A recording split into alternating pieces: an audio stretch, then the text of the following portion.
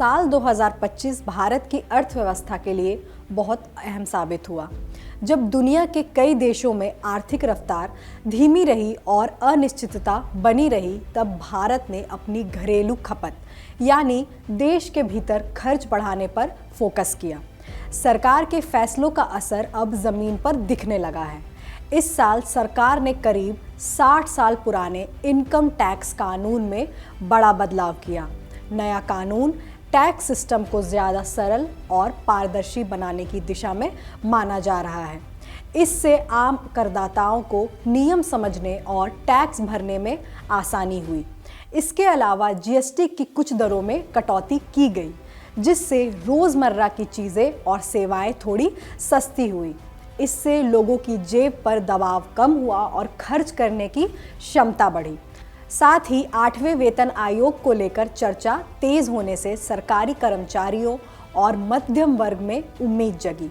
माना जा रहा है कि इससे आने वाले समय में आमदनी बढ़ेगी और बाजार में मांग को सहारा मिलेगा। आइए एक बार सारे फैसलों को आसान भाषा में समझते हैं। नमस्कार, मैं रिया दुबे और आप देख रहे हैं अमर उजाला। टैक्स रिजीम में ऐतिहासिक बदलाव। साल 2025 की सबसे बड़ी आर्थिक खबर रही नया इनकम टैक्स कानून 2025। सरकार ने करीब 60 साल पुराने इनकम टैक्स एक्ट 1961 को हटाकर एक नया और सरल कानून बनाया है। यह कानून 1 अप्रैल 2026 से लागू होगा, लेकिन इसका पूरा खाका बजट 2025 में ही सामने आ गया था। आम आदमी को क्या फायदा हुआ? बजट 2025 में सरकार ने मध्यम वर्ग को बड़ी राहत दी।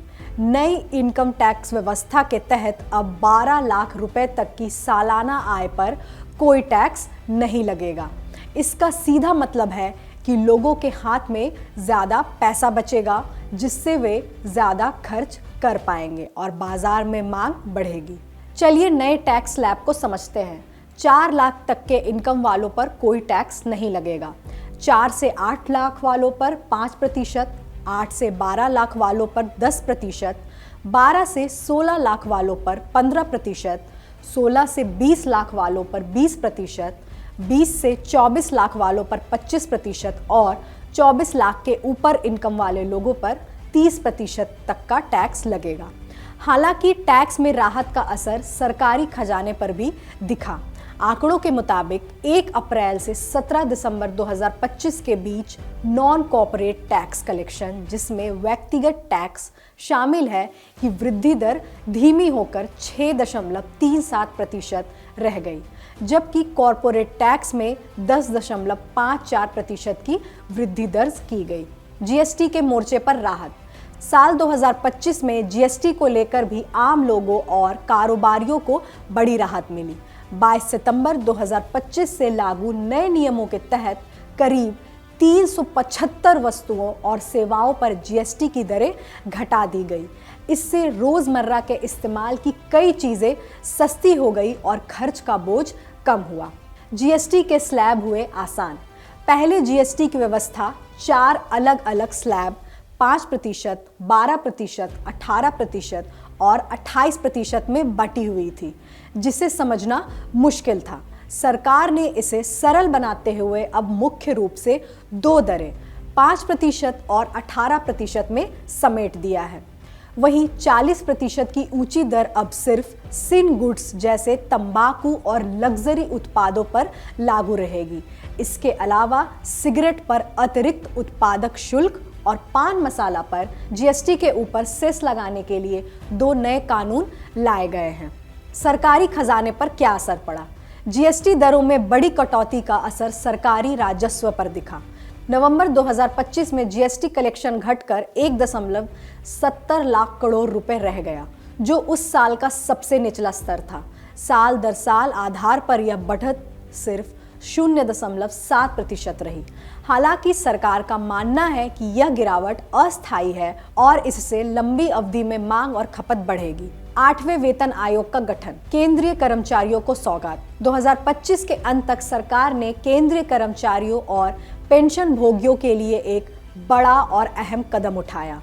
बढ़ती महंगाई और लंबे समय से चली आ रही मांग को देखते हुए 8वें वेतन आयोग के गठन की प्रक्रिया को आगे बढ़ाया गया। इसका मकसद सरकारी कर्मचारियों की आय को मौजूदा आर्थिक हालात के अनुरूप करना और उनकी क्रय शक्ति बढ़ाना है। जानकारों के मुताबिक अगर 2026 में वेतन आयोग की सिफारिशें लागू होती हैं तो इससे 1 करोड़ से अधिक केंद्रीय कर्मचारी और पेंशन भोगी सीधे तौर पर लाभान्वित होंगे। उनकी सैलरी और पेंशन में उल्लेखनीय बढ़ोतरी होने की संभावना है। सरकार के इस कदम को सिर्फ कर्मचारियों को राहत देने तक सीमित नहीं माना जा रहा, बल्कि इसे बाजार में मांग बढ़ाने और अर्थव्यवस्था को रफ्तार देने की रणनीति के रूप में देखा जा रहा है। बीमा में 100% एफडीआई और नए लेबर कोड 2025 में ईज ऑफ डूइंग बिजनेस यानी कारोबार को आसान बनाने की दिशा में सरकार ने कई बड़े फैसले लिए, जिन्हें एक तरह से मील का पत्थर माना जा रहा है। इन कदमों का मकसद निवेश बढ़ाना, कंपनियों पर नियमों का बोझ कम करना और रोजगार के नए अवसर पैदा करना रहा। इंश्योरेंस में 100% एफडीआई। निवेश को बढ़ावा देने के लिए सरकार ने बीमा क्षेत्र में एफडीआई की सीमा 74% से बढ़ाकर 100% करने का रास्ता साफ किया। इससे अब विदेशी बीमा कंपनियां भारत में पूरी तरह अपनी मालिकाना हक वाली कंपनियां खोल सकेंगी। माना जा रहा है कि इससे बीमा सेक्टर में पूंजी आएगी और प्रतिस्पर्धा बढ़ेगी। ग्राहकों को बेहतर और सस्ते बीमा उत्पाद मिल सकेंगे। नए लेबर कोड्स। इसके साथ ही 4 नए लेबर कोड को लागू करने की प्रक्रिया भी 2025 में तेज हुई। इनमें वेतन, सामाजिक सुरक्षा, औद्योगिक संबंध और व्यावसायिक सुरक्षा से जुड़े कानून शामिल हैं। इनका उद्देश्य पुराने और जटिल श्रम कानूनों को सरल बनाना है ताकि कंपनियों के लिए नियमों का पालन आसान हो और ज़्यादा से ज़्यादा श्रमिक सामाजिक सुरक्षा के दायरे में आ सके। अब कस्टम ड्यूटी की बारी। इनकम टैक्स और जीएसटी में बड़े बदलाव करने के बाद अब सरकार की नज़र कस्टम ड्यूटी सीमा शुल्क पर है। वित्त मंत्री निर्मला सीतारमण ने साफ कहा है कि अगला बड़ा कदम कस्टम से जुड़े नियमों को सरल बनाना होगा। इस दिशा में बजट 2025-26 में औद्योगिक सामानों पर लगने वाली 7 अतिरिक्त कस्टम ड्यूटी दरों को खत्म करने का प्रस्ताव रखा गया, जिससे अब कुल स्लैब घटकर 8 रह गए हैं। इसका मकसद आयात निर्यात को आसान बनाना और कारोबारियों की लागत कम करना है। टैक्स विशेषज्ञों का मानना है कि कस्टम सुधार समय की ज़रूरत है। डेलॉयट इंडिया के पार्टनर महेश जय सिंह के मुताबिक बदलते वैश्विक व्यापार और बढ़ती अनुपालन लागत को देखते हुए कस्टम नियमों को सरल करना ज़रूरी हो गया है। कुल मिलाकर साल 2025 भारतीय अर्थव्यवस्था के लिए बड़े और साहसिक फैसलों का साल रहा। वैश्विक चुनौतियों के बीच भारत ने टैक्स घटाकर और नियम आसान बनाकर यह साफ संदेश दिया कि अब आर्थिक विकास का जोर घरेलू खपत और सरल नीतियों पर रहेगा।